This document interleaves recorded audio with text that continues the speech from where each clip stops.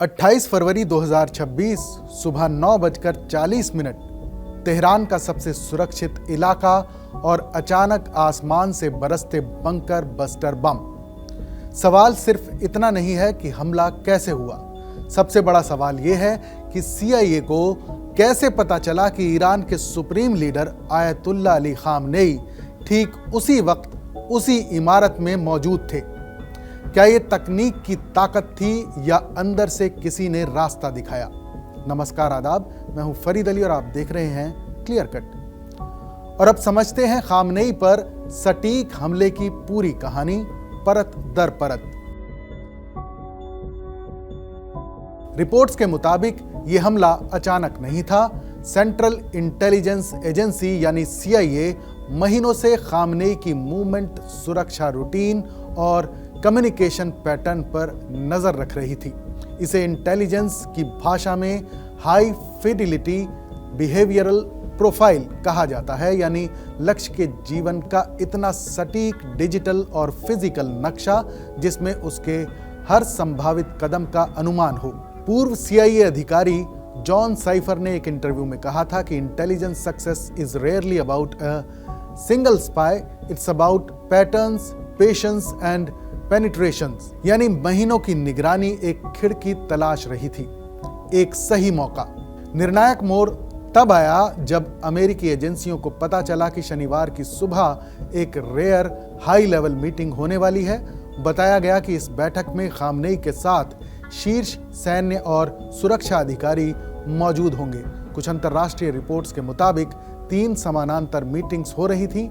राष्ट्रपति कार्यालय, supreme leader complex और नेशनल सिक्योरिटी काउंसिल में यही वो विंडो ऑफ अपॉर्चुनिटी थी जहां पूरी नेतृत्व संरचना एक जगह इकट्ठी थी।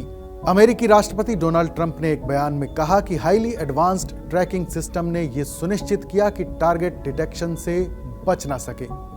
इन सिस्टम्स में शामिल थे satellite imaging, high altitude drone, encrypted communication monitoring.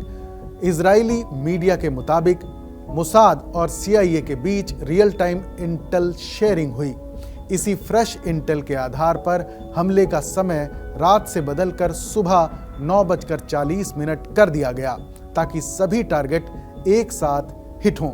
हमला तेहरान के सेंट्रल इलाके में मौजूद बैत रहबरी यानी सुप्रीम लीडर के आधिकारिक परिसर पर हुआ।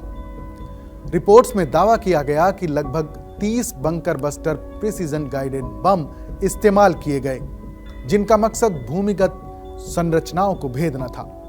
इजराइल के प्रधानमंत्री बेंजामिन नेतन्याहू ने एक बयान में कहा, यह इलाके की स्थिरता के लिए खतरा पैदा करने वाले कमांड स्ट्रक्चर को बेअसर करने के लिए एक कोऑर्डिनेटेड स्ट्राइक थी।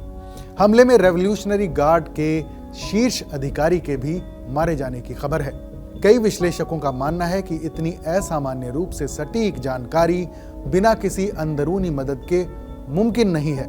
मिडिल ईस्ट एक्सपर्ट वाली नासर अपनी किताब द शिया रिवाइवल में लिखते हैं, इस इलाके में पावर स्ट्रक्चर अक्सर अंदर से सबसे ज्यादा कमजोर होते हैं, यानी सबसे बड़ी कमजोरी अक्सर अंदर होती है।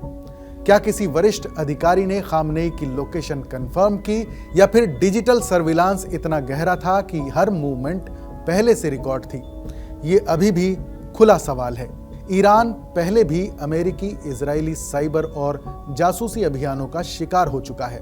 फिर भी इतनी बड़ी बैठक दिन के उजाले में करना, क्या ये सुरक्षा रणनीति की नाकामी थी? रिपोर्ट्स के मुताबिक साफ चेतावनी के बावजूद अतिरिक्त सावधानी नहीं बरती गई। यही सबसे बड़ा सिक्योरिटी लैप्स माना जा रहा है। शुरुआती योजना कथित तौर पर रात के समय स्ट्राइक की थी, लेकिन जैसे ही पुष्टि हुई कि ईरान का पूरा शीर्ष नेतृत्व एक ही जगह पर, एक ही परिसर में एक साथ मौजूद है, ऑपरेशन की टाइमिंग बदल दी गई।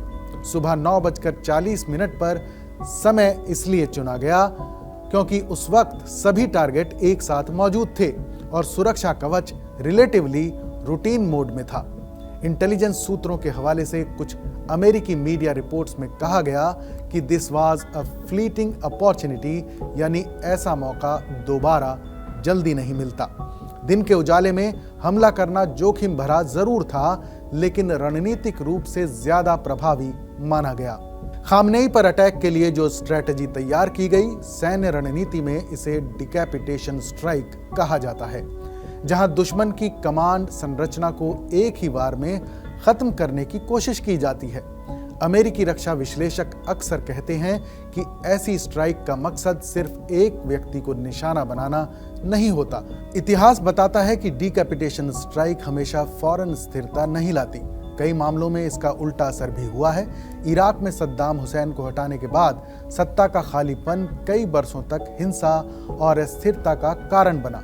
लीबिया में मुअम्मर गद्दाफी के अंत के बाद भी लीबिया के हालात लंबे समय तक खराब रहे। पूरा देश लंबी गृह संघर्ष की स्थिति में चला गया। विशेषज्ञों का तर्क है कि जब शीर्ष नेतृत्व अचानक हटता है तो संस्थागत ढांचा अगर मजबूत न हो तो अराजकता बढ़ सकती है। दूसरी तरफ रणनीतिक समुदाय में ये भी बहस है कि क्या इस तरह की स्ट्राइक से डिटरेंस यानी डर के जरिए संतुलन स्थापित होता है या फिर प्रतिशोध की नई लहर शुरू होती है। कुछ रक्षा विश्लेषक इसे high risk high impact doctrine कहते हैं।